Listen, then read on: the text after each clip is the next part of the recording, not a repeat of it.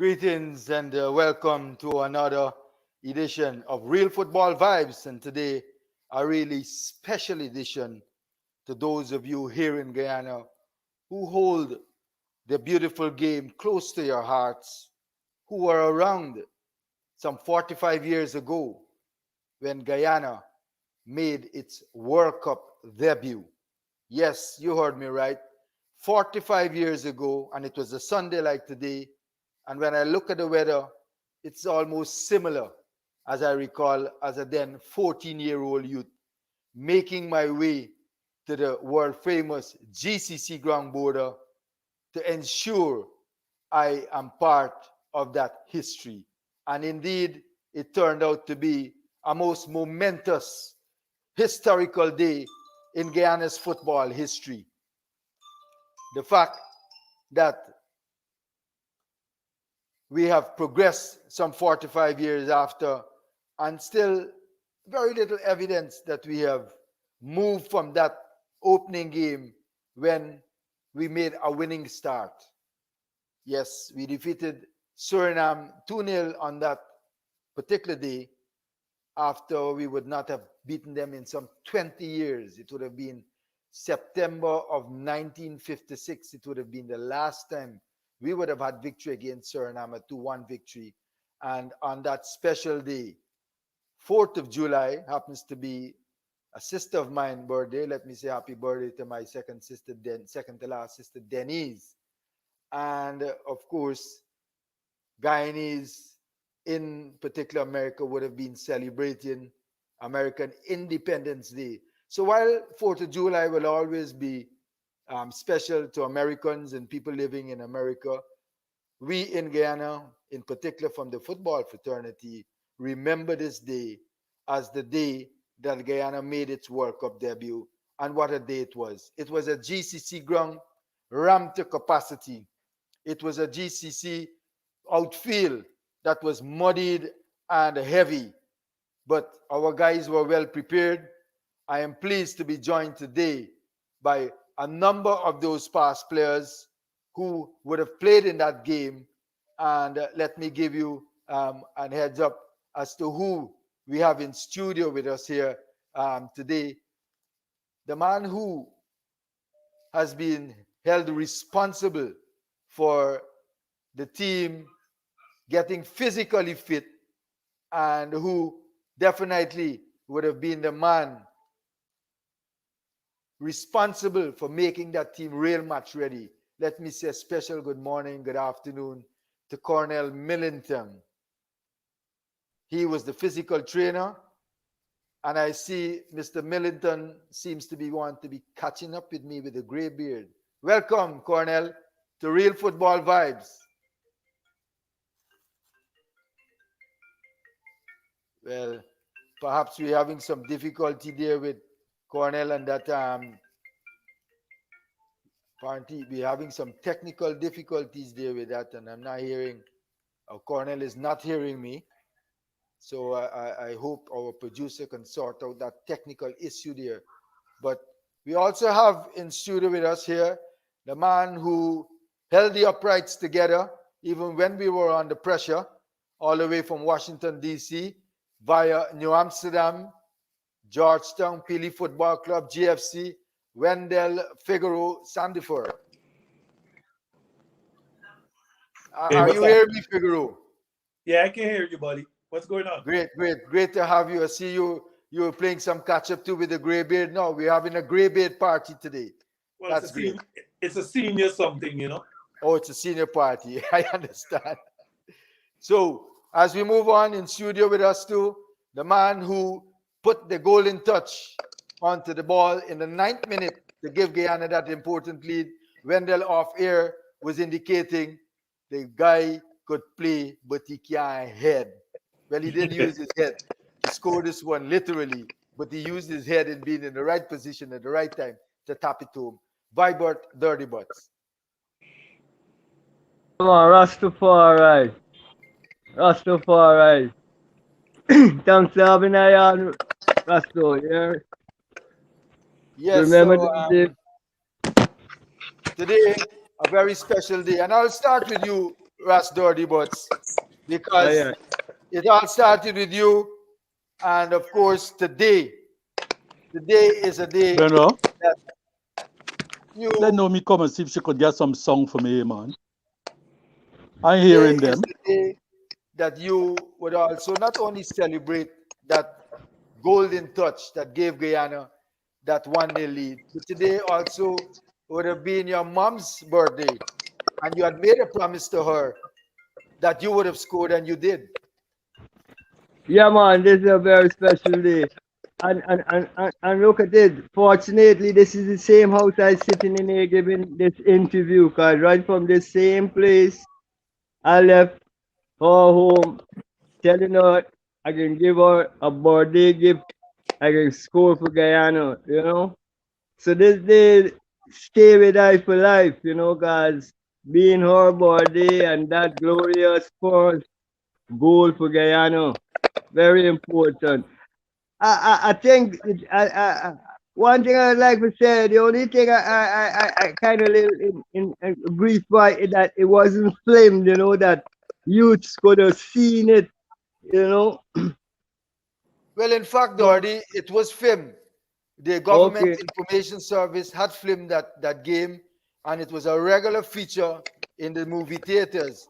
But somehow, through the I, passage of time, it was not preserved. And you know, we are very poor keepers of records in these parts of the world.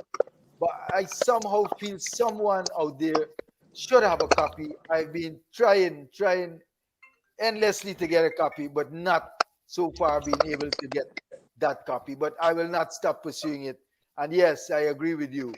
But definitely a day we all remember and cherish. But the man responsible for getting you guys fit and ready would be Cornell Millington. And Cornell, when you took over the squad as the physical trainer, and you took the squad to Kimbio, there are reports that perhaps the players were not adjusting to what they were being fed. yeah, I ain't getting no audio, man. Wow. So it seems as though we're having some technical difficulties We ain't here. getting audio. I'm hearing you, We but ain't hearing. wow. We ain't getting no ear. So we're having technical difficulties, Mr. Technical Producer. If you can sort that out, maybe we take a break, a cut, and then come back while we sort it out. But do stay tuned.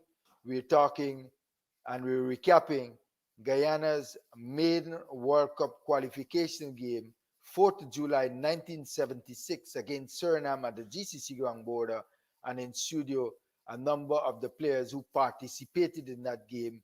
Two of them have left us for the land beyond, and the two fullbacks in Clive Breezenet of Santos and Gregory P.T. Stewart turn the left fullback of Pili Football Club. They have all departed this world. May their souls continue to rest peacefully within wherever they are. So, real football vibes, recapping and recounting that momentous day, July the 4th, 1976, when Guyana made its debut in World Cup football. Are you hearing me now, Dirty? Yeah, but I hear again. Great. So thanks to our technical producer, we have been able to sort things out. But I was speaking of the actual preparation with the team at Kimbia, and I was hoping to bring in, there he is, the bearded one, Cornell Millington, the physical trainer, the Yeah, man man. who is actually responsible for putting things together and ensuring that you guys are physically fit for the occasion. Cornell, what was this like taking the Yeah, guys to Kimbia? you hear me clear? Yeah. Yes, I'm hearing you. You getting me? Yes. Okay. That was a what? That was a wonderful day, a wonderful year, a wonderful time. That I was the physical instructor and who put the team together with the fitness. We really we started in Georgetown, then we moved to Tamari, and we work out there with the assault course and in the sand pit. And from there, we come back to town and then to Kimbio. Well, at Kimbio, we had some wonderful time at Kimbio. You got to wake up 5 o'clock, 5:30. You got to fall in outside, do a little flag raising, and then we move off. From in Cambridge to the waterfront and back. And when you're back, you know, you must do your physical right there now with the press up, a lot of abdominals. But it was a wonderful time there, and the men could speak for themselves because we were very fit. We trained for any weather because that time was a lot of rain, and we was training also for the rainy weather and the dry weather. It was a lovely time. Dory, what you have to say? Yeah, man, them time I could never forget. Being in Kimbio. Waking up, it was at night time, because when we go there in the morning, the place black. All you hearing is feet shuffling on the surface out there. You don't see nobody. Our company on parade, this company, always go there for do. Welcome squad on parade, turn 6 all correct. Yes, nobody. Next thing I a voice, hurry up, Middleton. By the time we left there and walk me to the back room, it's time for we walk. We gotta make up the bed like soldier neat. If the other could remember the bugle man, the man who used to blow the bugle for wake up the camp in the morning. For some reason, like he come by we camp, the thing is sound like he there right inside the camp there and stand there. Like, hey. But the training, the 3 times a day training really made I and I real fit, and the camaraderie with the team. You can remember when we left Georgetown, we meet Barbies. We hear they got outbreak in Kimbio with flu. We can't go there. We gotta stay in Barbies couple days. We there, sound fly biting we.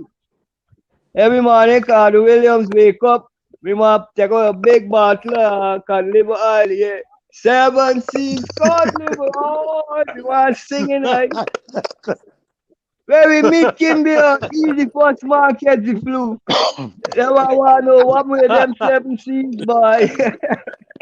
But Dordy, if Yeah. you hear me, Dordy, if you hear me, you spoke highly of the importance of that physical preparation, making Yeah. reference to the fact that you were a victim of what's it called, that sickness again?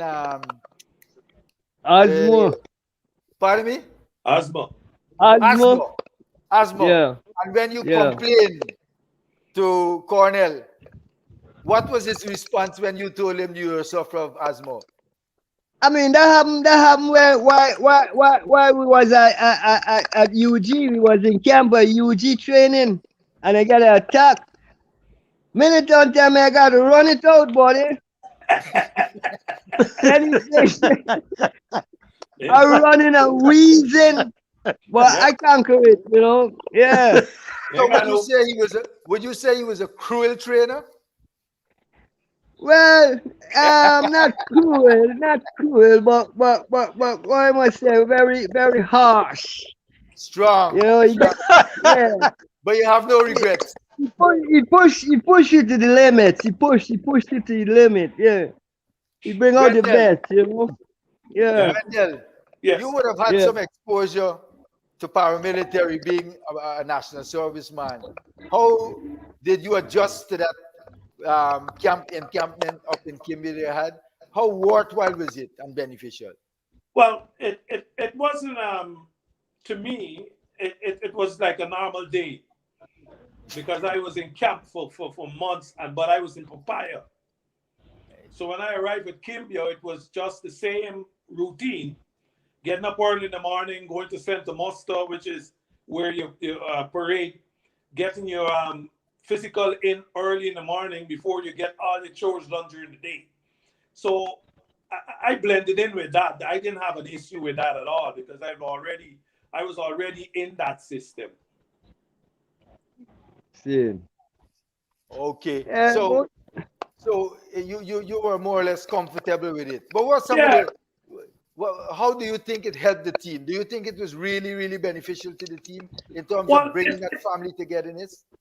well, yes, we got very close because of those camps. I mean, we trained together, we eat together, we hang out together, we did everything yeah, man. together from morning until you go to bed at night. So that really accentuated the team spirit, and it was fantastic because a lot of us knew each other from different teams, but nobody knew little things about each other that made other people comfortable, while some people, there were things that they were uncomfortable about that we worked around. But by just being in there, that camaraderie was built up, and we were a squad that would help out and also back our teammates. So we got some camaraderie in that, and team spirit was high because of that. Uh, Cornell trainer, I have heard reports that you had some confrontation, not really opposition to it in particular. Well, people might say he's not here to represent himself, no.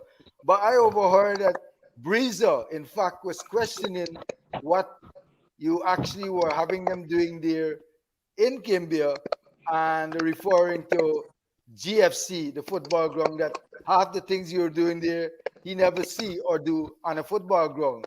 How did you respond to that and were able to convince Breezer that he will benefit from what you were doing?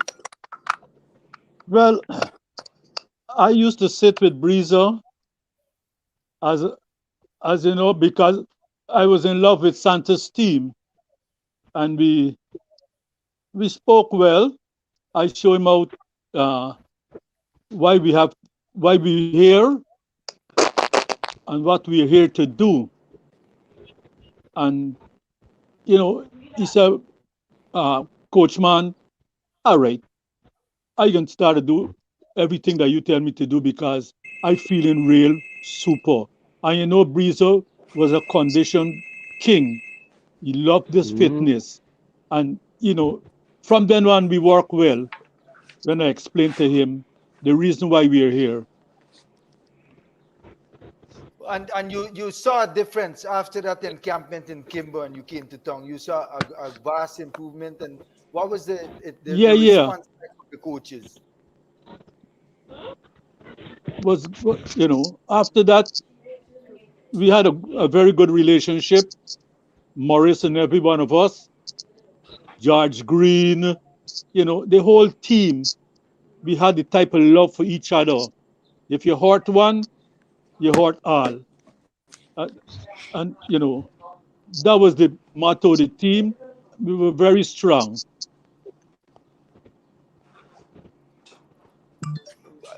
Wendell, the team returning to the city and getting closer to the game time. The conditions proving to be very wet and heavy leading up to the game. Was this a bother for you as the goalkeeper leading up to the game that the match will actually be played in heavy conditions? And how did you get yourself prepared in cycle?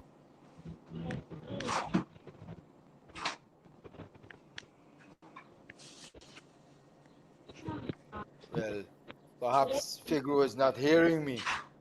I Are you hearing me there, Wendell? Well, no, Hey, perhaps. black out. Yeah. Well, okay. Let's go, Dirty, and let's recapture that golden moment. Run us through what took place when you were able to give Guyana that lead as early as the ninth minute. What do you recall leading up to that goal there as we see there? Okay, the whole the play is from build up from midfield, huh? I think it's Bumpy and who Ball between Earl and Bumpy. Bumpy shooting from the top of the box. The ball ricocheting off of the goalkeeper. And I want coming in for the run up, just knocking it over the line, you know. It was a simple goal, really, you know. But Would you just say that your alertness, anticipating something of that nature gave you the advantage as a forward? Because Chow was yeah, close well, by there with you striker, too. yeah. What you're saying is true. As a striker, I made clear shooting to the goalkeeper. I keep running with expectation and things like that, and it did happen. See, so I just make use of his error, you know. We having Wendell, you hear me now? Yes, I'll get back to you. Okay. I was asking you earlier about the match day, getting closer to the match time. Right. After you would have returned to the city from Kimbia, and it was raining, as you would recall, it was raining leading up to the match. Were you concerned of the conditions that you would have to play, and how did you prepare yourself for the match for such conditions? Well, um, yes, we were concerned about the weather because at one time it looked like if the game was not going to be played because it was so much rain. But I got some assistance from a senior player by the name of Roy Martin. Roy Martin was working at GC at that point, and he brought me two pairs of work gloves, red work gloves, to battle with the wet and the mud. So I had two pairs of gloves that assisted me, and I had a one of the ball boys in the game that would take it from me when it got filled with mud, run to the pipe, wash it out, and bring it back whilst I use the other one. But we were accustomed to playing in In that the type of mud. weather anyway, and we know that the game has to be played. So we've got to do what we got to do, and that's what we did. So you're actually saying during the course of that match, one of the ball boys were working with you in ensuring that the glove is clean and things like that. Right. When the glove I got two pairs. When one got filled with mud, he would take it from me, go to wherever, I don't know, somewhere in GCC, one of the pipes somewhere there. He'd wash it out and bring it back clean whilst I use the other one. Wow, You, interesting. you got to remember in those days when we played, goalkeepers weren't equipped with goalkeeping gloves, at least not where we played soccer, because you as a goalkeeper, you're catching that ball and doing everything with bare hands. So that ball on a rainy day could be difficult to handle. You can make a save, but you can lose the ball, which goes into the goal because of being slippery.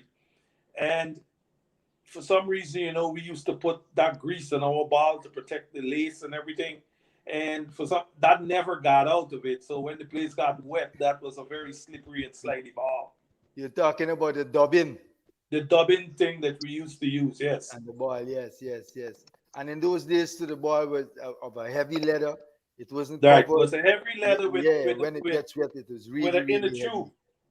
But in the course of the game, did you feel pressured with the conditions because there were some opportunities that went to begging you out of position, and the shot going across the bar? There was another one that PT Stewart cleared off the line, and you completely helplessly out of position.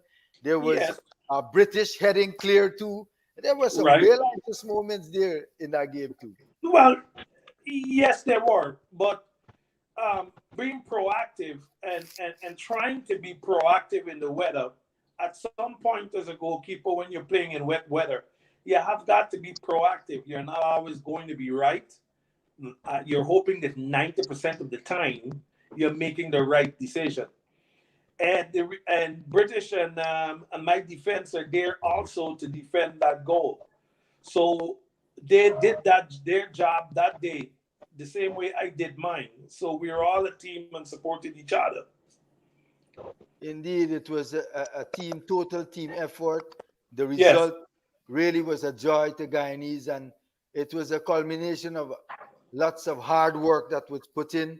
I recall the beginning of the squad being put together and the encampment, practice matches. We had games against a Brazilian team called Barre at Campa in Mm. Ghana. Those matches too were played under soggy conditions.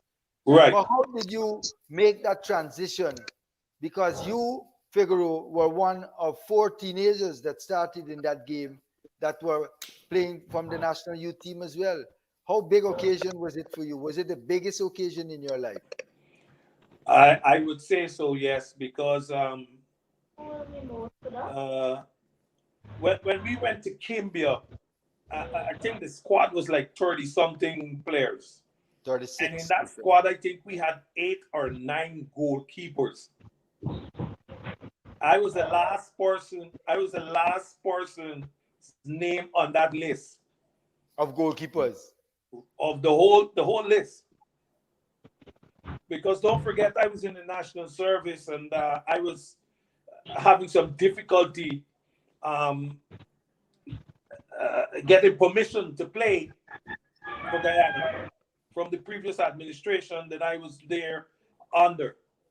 Okay. Eventually, the sport minister, Shirley Field Ridley, stepped in, made a decision, and I got released to get to the team.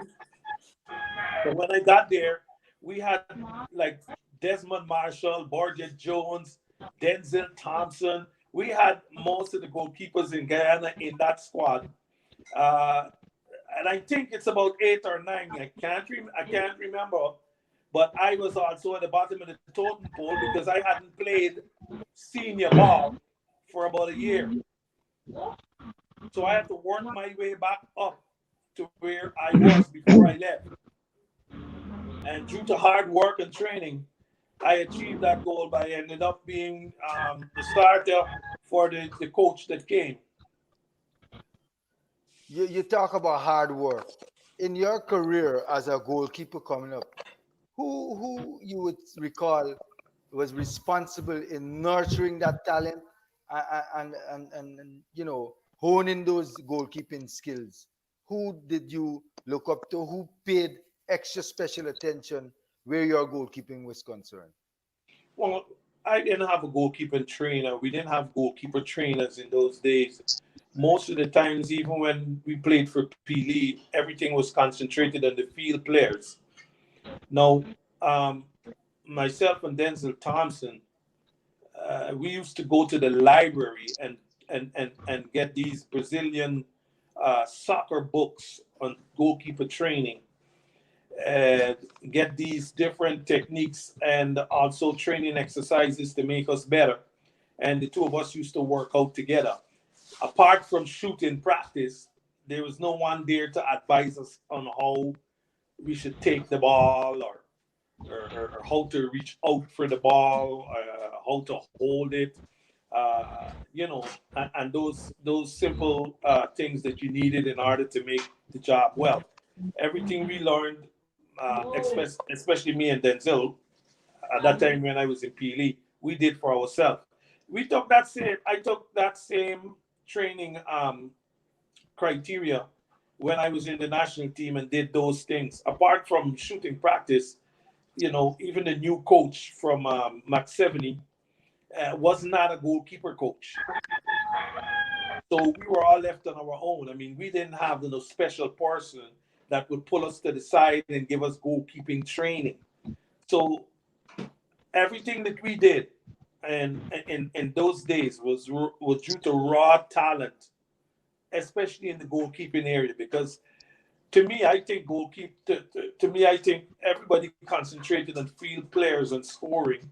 Nobody concentrated on the fact that the goalkeeper is the person who stops you from losing most of the time. And when you say we, you speak of yourself and Denzel Thompson as we. Right. You work And together then with each we other. we brought we brought Desmond Marshall after the squad was selected, and we had 3 goalkeepers. Desmond Marshall also started with us, and he brought some things that he did, and we all just Work together. experimented with stuff. Great. And how did you actually started out as a goalkeeper? Was it always that position you played at football coming as a young Barbician to the city? Nah, I was actually a midfield player for Campbellville Youth Club, which is called Camptown now. But that's before they were called Camptown. Right. And I used to be playing in the midfield position. Now, um, I also used to do tumbling, like, doing back flicks and front flicks and, rolls and stuff like that. I had a group of guys that we used to work out that way, learning how to flick back and all that type of stuff. And also, I lived in Campbellville at the time, and every now and then we would have uh, a little pickup game against Kitty or Lodge or some other village. And one day we went to Kitty to play. I was there, and our goalkeeper for Campbellville at that time was a guy named Huzana, and he didn't turn up. So former captain Ken Gibbs from Guyana said to me, "You're gonna have to save today." So I was glad enough to be with the big guys because I was a youth then. Glad enough to the big guys. I said, "Well, I'll do my best, captain."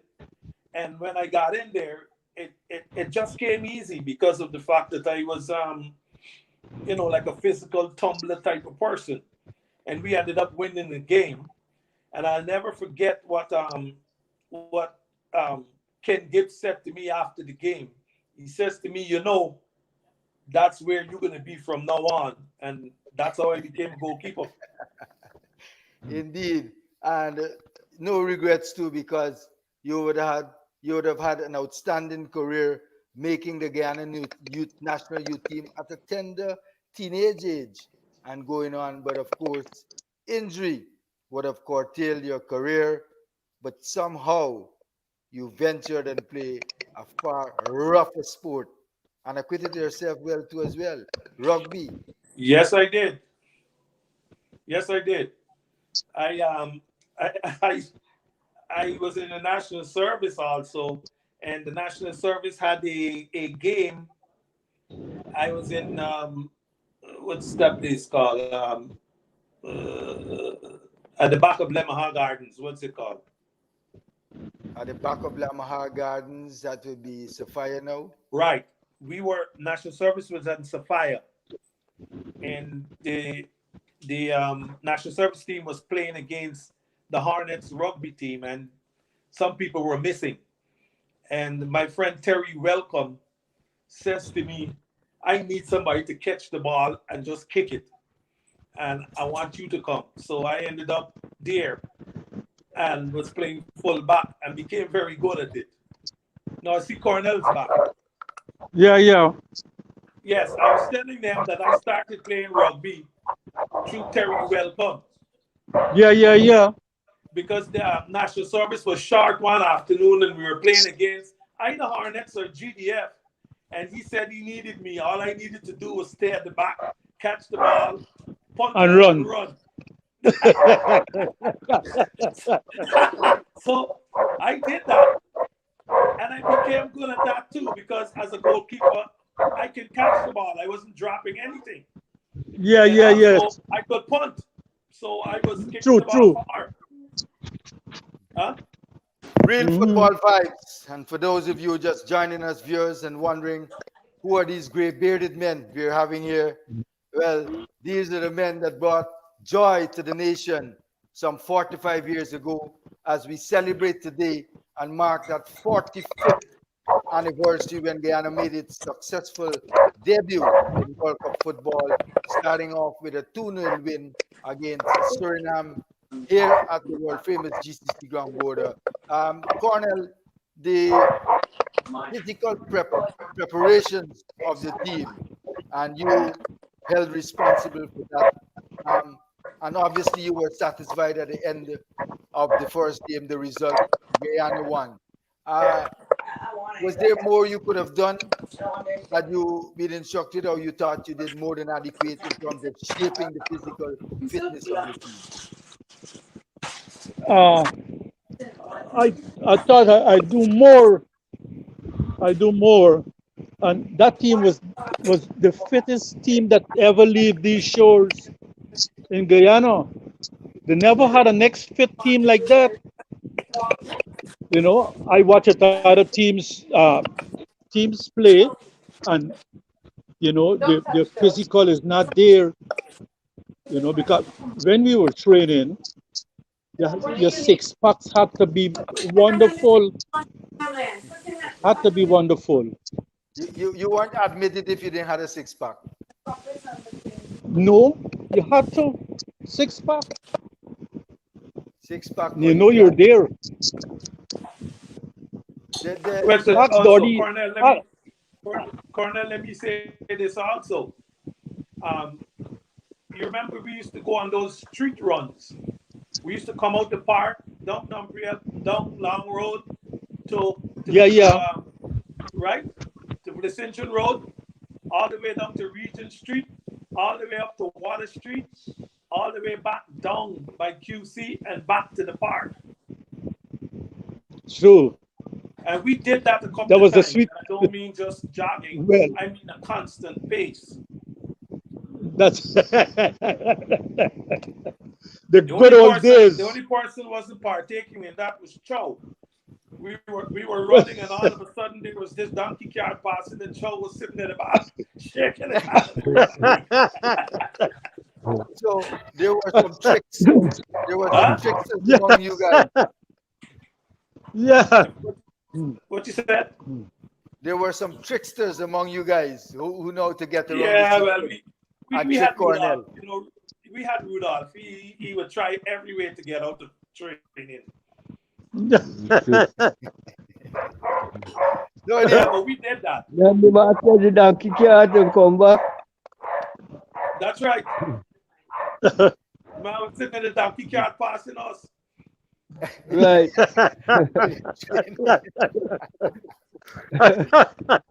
Well, We no, did if that, we can go and back. we did that circuit. We did that circuit several times. So, and when I tell you fit, I mean really fit. The mean Okay. machine. I have often spoken highly of the team, the fitness, and even the talent, because I don't recall another national team that would have had four teenagers in the starting 11. I don't think that has ever been replicated or anything close to that. And that speaks volume for the depth of the talent of that team. Jordi, you were substituted in the game after scoring. What was it? Was it tiredness? Was it injury? Or the coach thought you did what he wanted you to do and take you out? No, like I said, at the start time, I didn't catch a little cold. Crap. We go over there, train and everything. I do train right, everything. When the team call, I'm on him and then. No, I'm Then talking about the game here in Guyana, not the return game. The game in oh, Guyana when you were substituted. Were you injured? Was it tiredness? Were it you was due to disappointed in yourself? injury. It was due to injury. I and what the last back name, then Gardner? the middle back mean I got injured on my thigh. Gardner, yeah, Gardner. They sweep me back Yeah, to third. it was due to injury. Yes. Or is it Borgia, the ball head guy you're speaking about? Yeah, Borgia, the ball head guy, Borgia, me he cracked Borgia. up. Right. So Yeah, it's Borgia Borgia. and Gardner. They were the Yeah, two deep middle backs. yeah, the man was a tackler by. yeah. But you know something? More than often, if you had kept abreast with Surinam's football, Borgia apparently, when Suriname playing other teams, he were not considered in the selection. But whenever the Suriname had to meet Guyana, they ensured he was there. For some reason, he had something over the Guyanese players, they said. That may be the Oh, imposing figure or what. But he okay. never really played for the team, Suriname, in other games. But once it's Guyana, you can All right. guarantee that the shaven head Borgia will be in that defense. Oh, Mm. never know that. The valet man by. Yep, Yeah, yep, good yep, He player used to though. stand up, you know. Yep. Yeah, good defender. So Played Dory, well. the game in itself, when you came out, you were injured and had to come out of the game. Say that Angola, again. see. Say that again. Yeah, The game at Dory was Bodo, injured. yeah, you were actually injured. You had to come out. Yeah, I got into my tie. Me and Right. Borjo. In knee. That's the Um, reason why I had to come. I've been limping. right. Yeah. What do you recall, Cornell? What do you recall when the Trinidadian referee, Felix Gray, blew that final whistle to signal the end of the game? What do you recall? Jesus. Was listen something. Was was jubilation in the ground. If you see people dancing and singing, you know, and the footballers them. If you see the crowd that encroach the field and start to hold them and lift them up and sing, it was jubilation. It was real Including nice time. Fox Burnham. Yeah, I was Yeah, just about yeah, to say that. The Prime Minister yeah, himself Mister. was Yeah, he under was the there with his wife. Yep. Yeah. Yeah. I recall as a then 14-year-old watching it in the schoolboy stand and just timing that whistle. And when that whistle was blown, I scaled that fence and I was part of the celebration as well out there. It was a Yeah. moment that I will never forget. And Good. then we went into the dressing room too, and there was the team song. Could you guys Run them remember the down. team song and bust a tree line for me? Run them down, Guyana. Run them Uh, down. Run Yeah. if you run. Yes, Figaro, sir. you don't recall that something. song? You seem to be lost. I Run them down. I remember the body. You run yeah, them down, run them Guyana. down, Guyana, run them down. It's like, I can't remember. I Run. can't hear. Yeah, but the celebration, the after the game, it was really a moment that we Yeah. Guyanese cherish. And I remember the noise coming from GCC ground, and people could tell you as you go home they were hearing the noise. It is incomparable. I don't think at the GCC ground there would have ever been a crowd to match that crowd on that day there, because those of us who did not get into the ground found the And vantage point trees, on the periphery in the trees. The trees the were trees also ram, full to capacity. everything ram. Yeah, man, it was a great day. Figaro, you hearing us? I'm hearing you now. Okay, now you're hearing. We were talking about when the final whistle blew. Do you recall what took place? Yes, Bacchanal. Bacchanal, in one word, you put it. Yeah, Bacchanal. Bacchanal, buddy. Bacchanal. Do you remember the team song? Oh, no. You don't remember the team song? No. Tony No, was but trying to sing it to you just now. Run them down, Guyana, run them Oh, down. yeah. Run it, run it. Yeah, Yeah. yeah. Yeah, I Right, remember right. that. Man, So it took us nearly half an hour to get from the field to the dressing room. yes, yeah, Crowd, that the was indeed. crowd. Yeah, Yeah. the crowd was so packed up, you couldn't even see where you're going. Yeah, and it was darkness too. The game Yes. actually ended in almost darkness. Yeah, because we And, didn't have no lights on that ground. and Forbes Burnham, the then Prime Minister, who is known for all his security personnel, apparently forgot about that. That's He right. was on the field, his shoes was muddied. I never forget. That's That right. was Yeah. perhaps the That's right. closest I got to the Prime Minister that particular day. Right. And then it was all a celebration in the dressing room. What was it like the night when you got back to camp? I mean, I think we got back to camp and then everybody was out. Out on their own, so there was Yeah, no I mean, getting it, spending that night together there. nah, everybody came Everybody back. broke camp. We had our Break meeting, camp. we had our stuff, and then we didn't break camp, but everybody, went wherever they had to go. to Went celebrate. home. Went to family. I went home. Um, Me and Keith Niles, we left and went home. I dropped him home, and then I went home. And then I think after that we went somewhere. I think somewhere somebody had a party somewhere, and me and Keith Niles ended up there. The said night. Yes. Okay. Cornell, your thoughts on the Guyana Football Federation bringing in the Scottish Max Keveney. How much a boost did he give to the team in terms of lifting the preparations? Mark Sevney is a very good coach. Uh, he he taught the team a lot. Yeah, a lot. And for that first game, he was here, and he spoke well with the team, and the team believe in him. The team believe in him. That he would include George Green, and Mulling was around also. And we had a nice chat about what we have to do, what they have to do on the field, and everything went well. But at the time when Mark 70 had to return to England, I don't know why he had to return to England, and the locals had the team, and we were still preparing properly, training 3 times a day and these things. But it was something else. It was something else when we touching down in Suriname. Uh, a man, the first thing we passed through, a man had a black umbrella covering the gate where people have to walk through. And all of the airport, man, we can That's the click return them game you're three. talking about.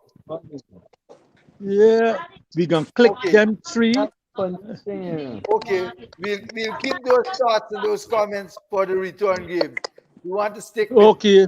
the 4th of July game, which remains the historic day for us here. And Yeah. after the game at GCC, Max Keveney departed for Scotland. Right. Yeah, he departed for So he rejoined the team where? In Suriname? in Suriname. In Suriname, he joined the team. Okay, so when he left, it was George Green Yeah, and the pencil other up. See coaches which together with you pencil preparing the somewhere there. team to continue for the return Yeah, game. yeah. What made you do? Uh-huh. Yeah. Figaro, Uh, do you recall leading up to the actual opening game, the whole preparations with the national coaching staff, and then Max Keveney coming? Because, like you mentioned earlier, you were about the last man's name on the list. Prior to Max Keveney coming, did you envisage that you will be the one representing Guyana come that 4th of July? Or was it after Max Keveney came, then your confidence started to build and you were believing that you would be the one? well, personally, even though I hadn't played for nearly 5 or 6 months, I still didn't think that there was anybody there that was better than I was. So Wow. That's how and confident that's you not were. and that's not that's Being not boastful. that's not being boastful or saying that that That's the being rest of them truthful. weren't good. I thought that I was far better than everybody else because the only person I saw that the only person that really was giving me any competition or would have given me any competition was Denzel because we both trained together. But everybody else, I think me and Denzel and the youth players were far more physically fit than they were, stronger and smarter. That's what I'm saying. I'm not saying anybody else is bad, but I didn't think that anybody there would outplay me. I mean, I that's just how it was. I that That's just how it was to me. All I knew is that I had to do what I had to do to get there. So my intent was not to go back into the national service after the end of the camp. My intent was to continue all the way to the game because I didn't want to go back to Papaya. Of course, we're talking some 45 years ago. This Right. happened. You have migrated from Guyana. Dory would have migrated, returned, remigrated. Cornell, you have stayed grounded here, and you have also moved on with football. Santos, Tigers, GFC, several teams you would have coached. Um, do you think that much recognition or respect has been given to this particular World Cup team and the players, even from subsequent federations and even the football fraternity? I don't think so. That they could have done more for the players, even in this Gold Cup. They should have them in the newspaper, showing a little column with them and things that they love to do, and how long they've been playing, and this thing boost the morale. But today you don't have that. We don't have that at all. Like we ain't even getting football in this country anymore because of the COVID. But I see other countries playing, and for we for Guyana to be successful in any sports, you have to be playing it at home, and we're not playing at home. So how we can be successful in the arena outside? We cannot be. Anybody could figure out dirty. Yeah. You got to play football. We're not True. playing, so we can't do well when we go outside. You see, we're dependent on the fellas overseas. We're dependent on the fellas overseas, but the fellas overseas need to come here more early and go through the pace Watch it over. Watch out. with our people here, and so they Right. could mesh and be as one. Right. Okay, Figaro, your thoughts on the recognition and respect paid not just to this particular 76 team, but even past players Well, in having that connection with present day modern players. well, you gotta also remember that in those days, media wasn't the big thing. Right. I mean, to understand that we beat Suriname for the first time after how many years? 20 It years, was taped. mind you, Figaro, we have not beaten Suriname in any other subsequent World Cup meeting. They have had the better of us in all other World Cup subsequent meetings. The Right. best we have done is drawn a game, but Yeah, they but have here's conquered us. here's my thing. Here's my thing. In those days, I understand we didn't have any type of media. There's social media and all of that to really boost up the team and stuff. But imagine the guy in the information services tape that game, okay? And I don't know if they can find it now. No, I've tried. But I guarantee you, all the other teams that have lost, if you go there, they'll find those. But then I can't blame them for anything because simply that time was a different time. If it was, they wrote it up in the newspaper and every single thing, and I don't know if they still have archive copies of those anywhere in any library anywhere. I don't know, but I would think that they would have, like the GIS would have that game on tape to be shown, especially when the GFF wants to make a point of where we have become or where we could be. I mean, you have no type Record. of historic records for games that were played that are still on record now as being the best game that a lot of people have ever seen. I agree with you. I've been reliably informed that all information and records that were being secured by the government information service there, that building was on Brick Dam. I think you could have come in from Cool Street and Big Dam as well. I think that's where Ministry of Education is now. But when we had the transition of a new government in 1992, all that was there was disposed of. I thought that was reckless and irresponsible. Whoever did that, because that's a lot of rich history that Right, has been, right. It was. gone out the It's window. it's a lot of history, and it's also um, could also be learning tools for the other teams that are coming up. Of course, of course. You know, it's something that's been back there that should have never been discarded of. And I'm certain that's not the only game, because I remember PV Santos finals, government the information services were taping that too. Yep, yep, yep, Yes, yep. yes, yes, Yeah, yes, And yes. where are those tapes? Where are those games? yep. You know, like with me now, I'm up here now for umpteen years. I'm hearing about all these games about Fruit of Conquerors and Pili and Campton and these games that were the best ever seen. And I haven't seen it, but I can still tell you that somebody's got to tell me that those games had more people in GFC than Sunday afternoon Brazilian Cup, Pili versus Santos in those days.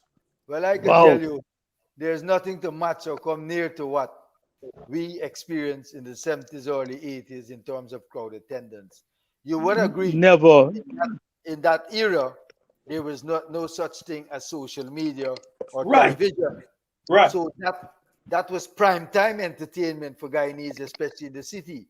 It That's was right. not just a football match. It was also a fancy dress parade, if you want to term it that way, Yes, because yes, yes, people were yes, out yes, dressing one another in the air, yes.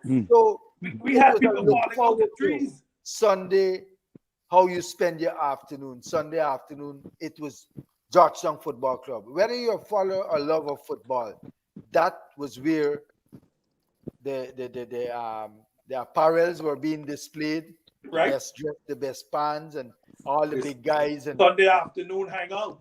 yep, yep, Double yep. header. Right, Double right. header. Dirty, Who if we could? could bring you in here, Huh? Huh? okay, Dirty, if we can bring Uh, you in, if we can bring you in here on that historic victory there, do you think enough has been done by the federation or even government in terms of recognizing what you guys did and making that continue to live in the memories of even newborn people coming to the fore? well, no, I don't think enough has been done because it hasn't been preserved. Nobody can like figure out say no. You can't call nobody and say send this film or get pictures. And like Bob Marley quote, in this great future you can't forget your past. So Right? I personally feel that is one of the reasons why Guyana soccer are propelling because they forget the past. Cause none of the youths them come now, they feel like the game start from whenever their career start. See? You ask them about when they're Sandy Ford, you ask about somebody, these his name is So I don't really think the football federation did nothing to preserve.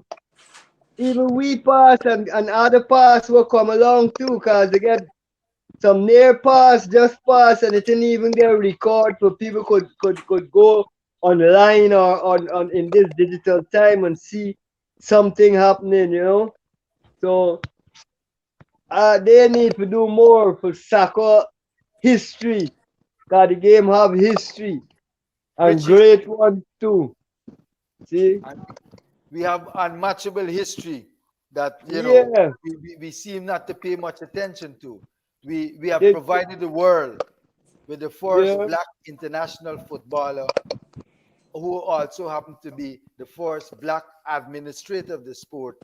And he is British Guyanese born Andrew Watson, who led Scotland in 1881 against England. To date, that remains the widest margin of defeat that England has suffered at home, 6 and a nil. Guyanese led that. So we have Yeah. riches that has not been told. Yeah. We have provided the Caribbean with the very first official referee in a World Cup finals, Diane Ferreira James. We are the oldest football federation in CONCACAF, even predating FIFA. But very little has been done, like you were saying, to preserve the rich history. And I am happy to know that I witness that history that you guys, you Cornell Militant, the physical trainer, Wendell Sandiford, the goalkeeper, Viber Dirty Butts, the first goal scorer, and the others who we were trying to have on this program, but still not being able to make the link. The David Wolford, the Earl O'Neill, the Laba Barton. You Michael. know, you look at the team there. Look at the young Cornell Millington at the end in that picture. Joe Hunt, Walter Yam Prince up there in Washington, Keith Smart, Gregory Stewart was gone to the land beyond. So too Clive Breezenet.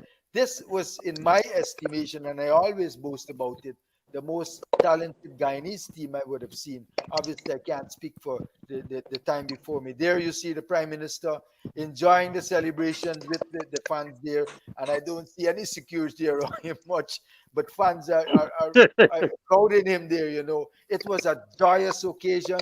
It was a momentous occasion. It was an occasion that lives within me, and I don't ever skip a beat when it comes to this. And I'm happy that you can find the time to share with me and the nation some of what took place on that day. What stands out most for you, Cornell Millington, on that particular day? What do you recall that stands out most in your mind and that walk of it, that historic day? Uh, Listen to this. Well, it was so much of joy that that fill your heart. That you're just jumping around with the crowd. Oh, my dreams was something else. Was something else.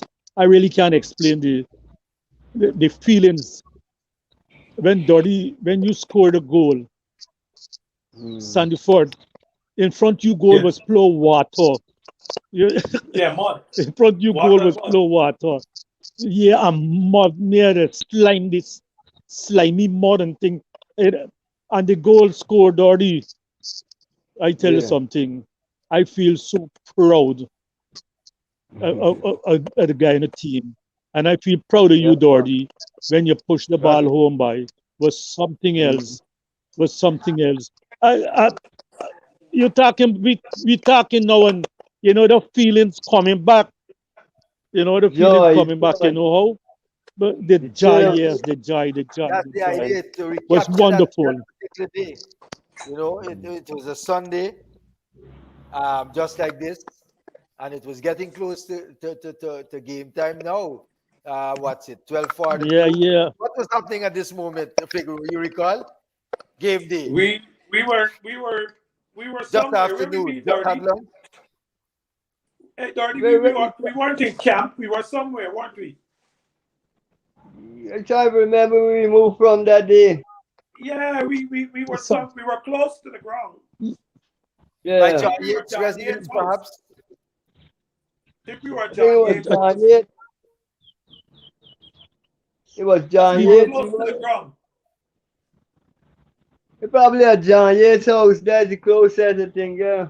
Yes, I think that's where we were. We were spending the whole day at John Yates' house. Right. Why? And let me tell you, hey, um, Ross, you have got to see at 3 o'clock in the afternoon. You have got to see the amount of food that Walter Prince was eating. Don't you Yeah. remember that? He got Yeah. to chop off a don't whole talk the flask of story. sinews, cassava, yam, plantain, everything. Right. Man, just eat. If he don't eat like that, Everything. he don't play good, man. And this is three He o'clock can't play evening good. for a This five is three o'clock game. o'clock in the afternoon. For a 5 o'clock game. Yeah, I this said man what? gotta make them pee in I them, tell, right? But then I asked, I I said, man, jam every day. what you doing? What you Everybody can't doing? believe Walter. Walter said you gotta have the sinews. I said, Walter, your stomach gone parts here, Millie. You're gonna see me on the field. Provision. Our wits. Yes. What? Water did that all the time. Water wife used to drop off the food for he on his bicycle by, and he would open up the whole thing, throw in a big bowl, and the man start chugging it in. He Water start say if putting it away. he don't eat like that, he can't perform. Okay. Yeah. So whilst everybody else is trying to do some fruit and some stuff, because even at that time, your stomach is nuts, you can't eat too much. You're trying to be as empty as you can in order to play the game. Well, I have to say you gotta be as full as he can. Empty. You know what I mean? And Donnie, And listen, the man can drink I was so a proud. big Listen, cup of swamp. I was so proud of being the starter that day. You won't believe. I put on the goalkeeping jersey, right? At Number about 3 one. o'clock. And Nabo, give me a haircut. Why I had the jersey on? Because I want to look good, the afro, right?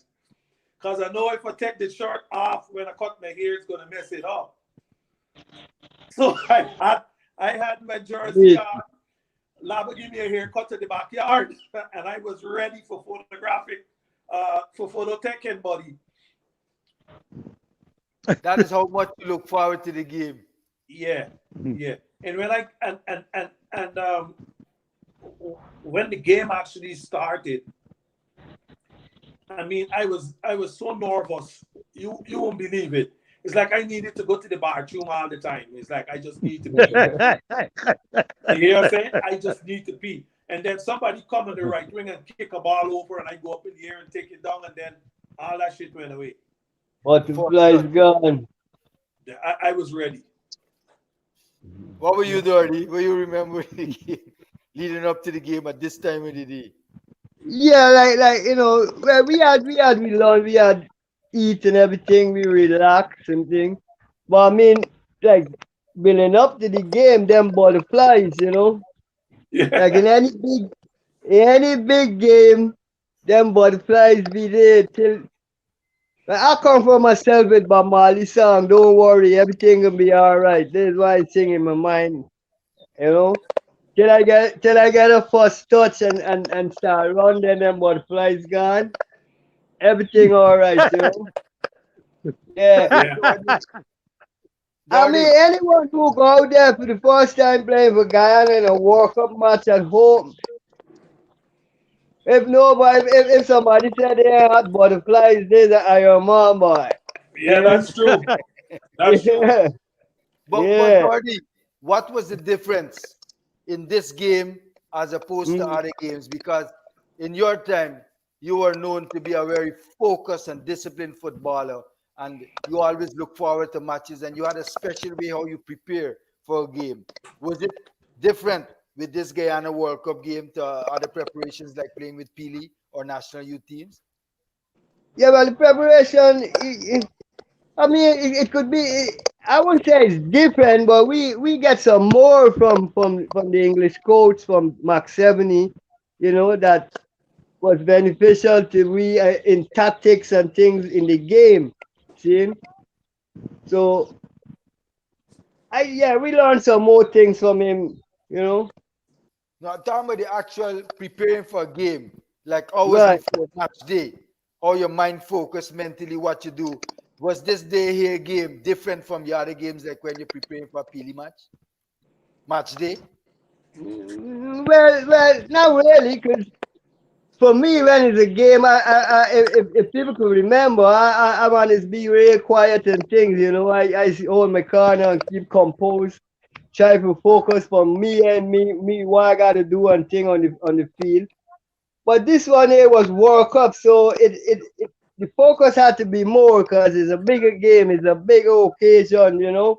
So yeah, I had to put some more focus on. See. And a big crowd too, first time national team playing in front of such a big crowd at home too. Right, so that was Oh, a wow. factor too. Well, with the crowd, I conquered the crowd from national under 18 playing for Guyana. I I had the crowd part luck. I could have played in front of a million people and I know they there, see. I learned it from playing national and the 18 when we win Guyana, when we beat Suriname. I am the fella midfield, make a pass the lava, hoop strike in, but the pass good, but I had too much weight. If you hear the ungrateful stand, my brethren, who is he? Take you out. We switch back, I then midfield. I will come back and make the same pass to me and I score. It's the crowd lifting me up in the air. And from the day I conquered them. From the day I had problems with the crowd. See? Yeah. The Indeed. ungrateful stand. Ungrateful Yeah. stand. There is Doherty with this Dutch goalkeeper, a youthful, as we would say, a ball head, Doherty Butts there. And Figaro, you might have something to share with us. You see how high Doherty, he jump in there? hold it, please. Doherty was always regarded in the You see eyes how of high the he jump footballing in there? pundit as one of the best headers of the ball. He has scored many a goals with his head. But you have a Yes. story to share with us how he reached to perfecting the heading. Well, after we practiced, when we were in PE, after practice was finished, and Doherty can attest to this, I used to stay back, and Leonard Starter used to stay back, and he used to throw, I would say, like 100 balls, boy. And Doherty had to go up and hit the ball. You had to go up. I mean, you can't get tired. You can't get nothing. You know Mulling Scar. When you get tired, Mulling Scar start cussing and doing all them things. And but because of that, I think Doherty's action heading the ball and the height that he got was from practicing those extra times after we finished regular practice. And he got very good at it. Probably one of the best headers of the ball I have seen in Guyana. And that means you could be held responsible for that improvement because you had to stay back and save the balls. No, right, because he was trying to score against me, headers. And he didn't do much of that, I would want Not to for the believe. force. Not for the force. But after he started developing, he started getting good You at it. became a strainer. You became porous. He was able Yeah, to. I don't mind. I can be porous for my teammate. We bring out the best in each other. But Doherty. I gotta let you feel good, right? Yo, you gotta let him. Okay. Gotta let you feel Yes, good. Cornell. So Doherty, Scar I used gets so mad to one day. Hey, listen, Scar I used gets to so have mad one day. Doherty That doing Scar a lot of says, used to let him do a lot of piking, jump and touch your toes. right, Yeah. Okay. Yeah, and all them way training in the gym, that mean machine and all that. That guy was strong, you know. See? yeah. Yeah, Yeah. yeah. I used to like, Jump and hey, touch your toes. And Doherty Cornell. used to Yeah. pike. He used to pike nice. Yeah, Right? listen, I used to like when we were in the GDF gym, when we used to run around and around to the soca music, you remember? Right. Yeah. And we We, used to be running we, there for we used to do. hours, boy, till the floor get wet. Yeah. We doing some weight training. Yes, Yeah, and then we would do some aerobics, Hey. with that's the right. music and things. Real Yes, nice. you remember that? Yeah, man, Yeah. the mean Yeah. machine. The mean The machine, we mean call it. machine. Yeah. Yeah. The mean You machine.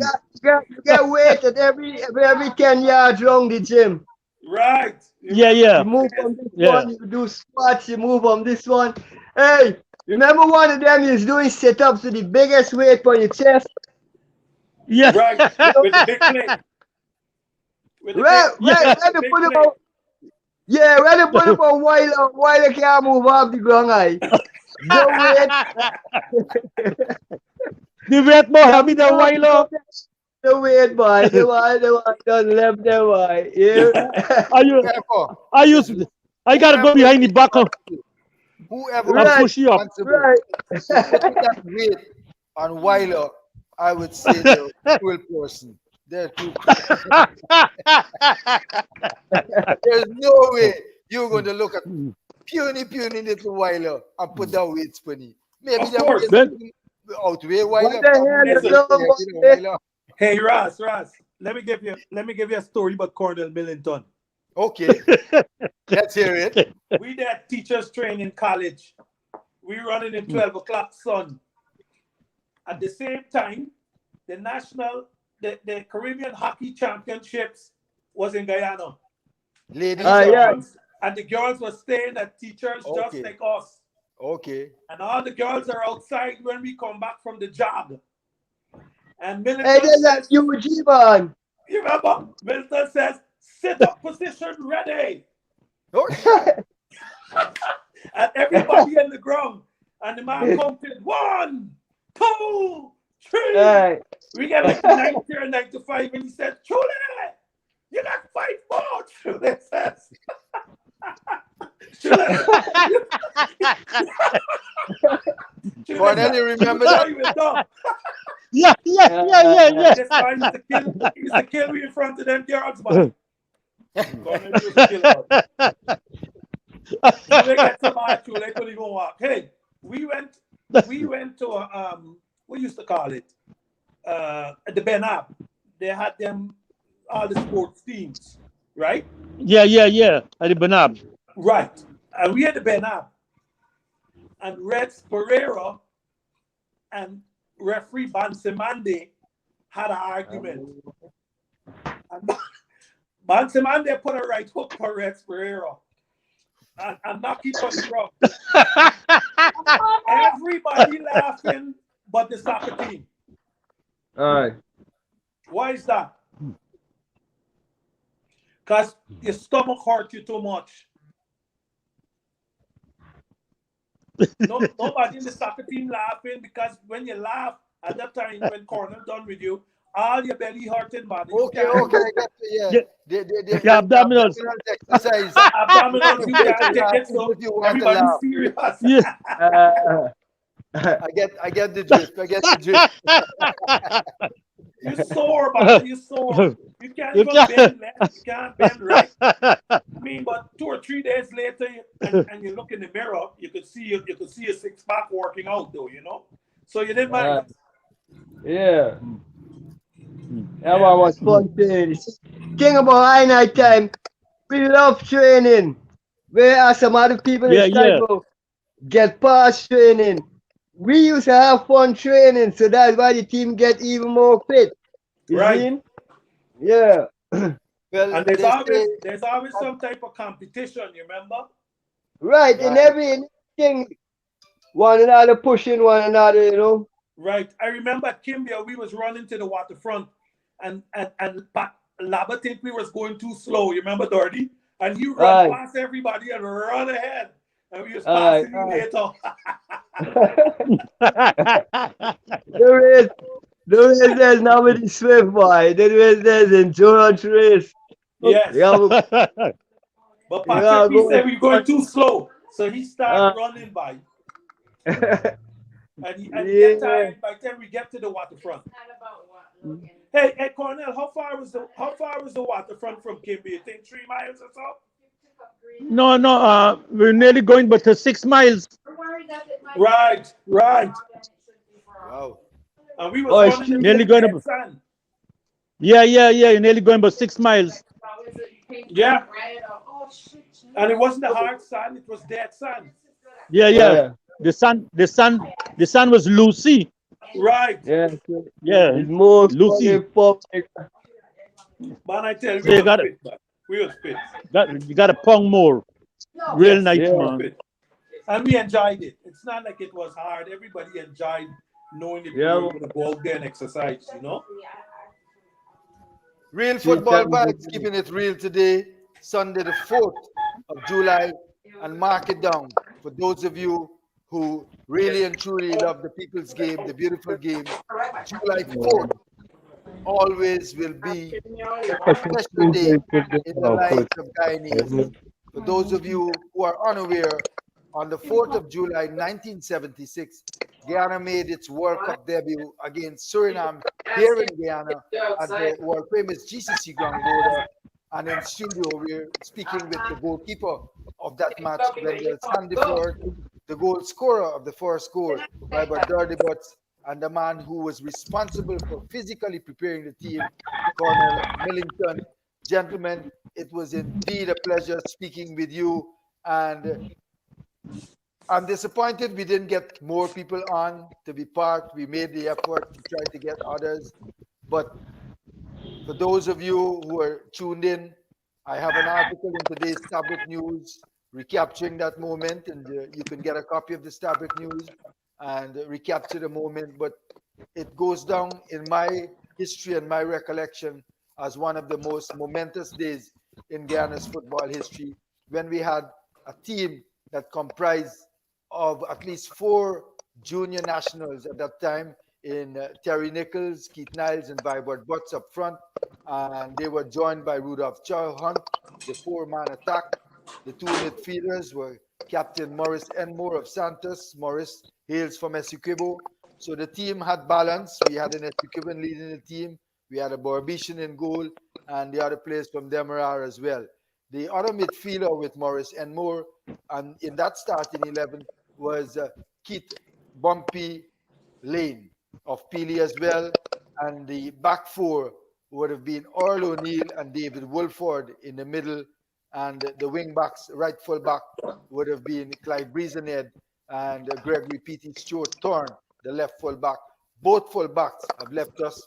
And we had people like Smart, Walter Yam, Prince, and who was the other one? Lava Barton, as well as Solomon from Linden. They were the reserves in the team. And that historic team, as you see it there, the 1976 World Cup team that had success in the first game. We will recapture what took place in the return game, which was on the 25th of August. And hopefully, we can have some of those players who were not able to join us today. But to you, Colonel Millington, Wendell Sandiford, and Vibert Butts, all gray bearded now, like myself, the opportunity now is to share your parting words on that particular day, what it means to you, and how proud you are as a Guyanese to be part of that history. Let's start with you, Cornell, as the trainer. Uh, it was a beautiful time, a beautiful day that Guyana beat Suriname. Years we were trying to beat Suriname, but that day, we trained very hard and we enjoy our training. And they had the local coaches and Max Sebney coming and pushing his ounce with the team. And the team was well shaped in, it was well trained and ready. The rain and the water, the mud and everything. It was a lovely day. It was a lovely day. The Prime Minister Burnham and his wife was there. Everybody was at the ground. The ground was full, and even the trees outside, people sling up in the tree. People had the belt tied to the tree and all this thing. But it was a wonderful day, man. It was a wonderful day. Uh, it's a day to remember. It's a day to remember. We will never forget 1976. We will never forget it. And it was the 4th of July. Real wonderful. Was wonderful for Guyana. Yes, Ras. Uh, Wendell, Yes, sir. Well, your for me, it is apart from the first day I met my wife. I try to score some points here, man. you're trying to score some points. I hope she's listening. Apart from the day I met my wife, that was my greatest and achievement and joy. Um, you know, I was very young at that time, just like Dorothy was. So, it was a sense of pride also to be able to be playing for, the country that you're from. Um, so I have that's living in my history. Uh, like I said, I don't know. I was on cloud nine for a long time after that. And, I hope that I can feel Audio that way gone. some other time again. So it was the greatest thing for me that ever happened to me at that point. And I thank God and everybody for allowing me to achieve to that level at that time so young in my life. Doddy, are you hearing us? Are you with us? Hi. Yeah, I'm done. Not certain if Doddy is hearing us. Doddy, you hearing us?